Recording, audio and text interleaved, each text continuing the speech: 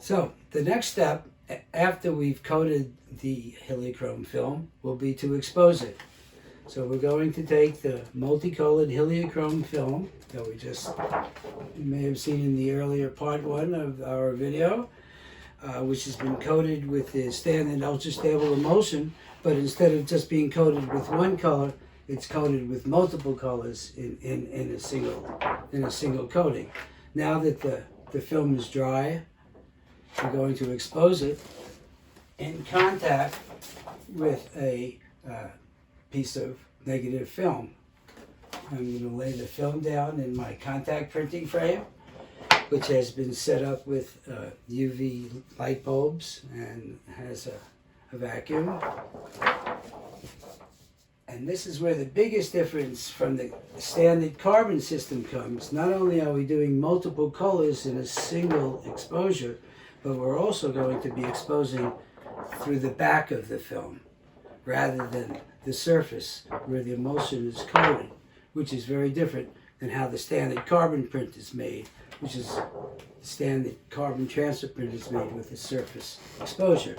So I'm going to lay down the heliochrome film on the film negative with the uncoated, the back of the film, of the heliochrome film, in contact with the negative film.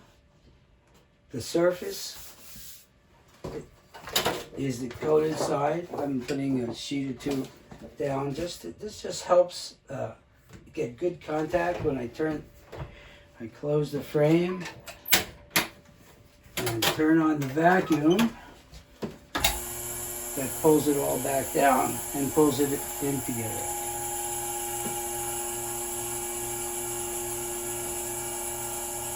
Once the vacuum is drawn down, I turn it on and the exposure begins. So after we've completed the exposure, which in this case was about 7 minutes in the vacuum frame, the next thing will be to take the exposed heliochrome film and put it into a tray of hot water and wash off the unexposed carbon pigment emulsion. The temperature of this water is about 115 degrees. I'm just going to slide the heliochrome film directly into the water. Now notice, unlike the standard carbon transfer system, there's no transfer going on whatsoever. We're directly washing out the coated film, the coated and exposed film. This will take about another 5 to 7 minutes to do the complete washing out. In about 30 seconds after it's in the water, though, it should start to show the solubility of the unexposed areas. I'll give you an idea of what it's going to start to look like.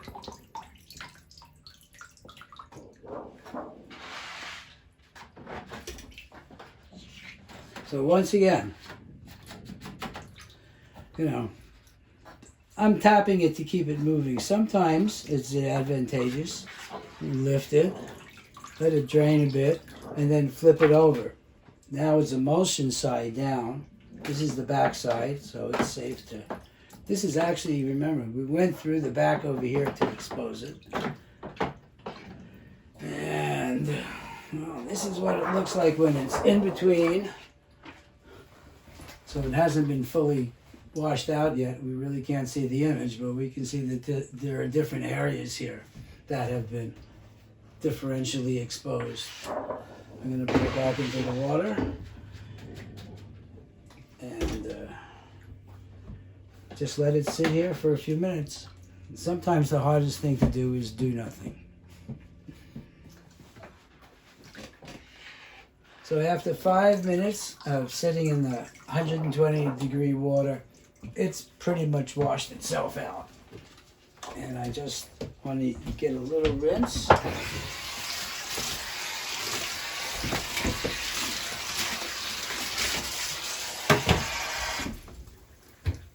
And that's it. This is how you expose and wash out the heliochrome. And if you look, let's look real carefully at it. If you can come in close, you can see the surface. You can see how it has the typical carbon. You can scroll up and down it. There are different areas, selective areas that'll be colored more so than others.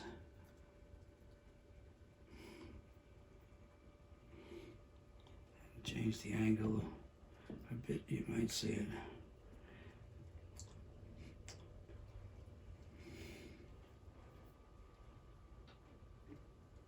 So this will be, once this dries, this will be part of part 3, where we're going to transfer this image onto paper. And we'll have a final heliochrome photograph.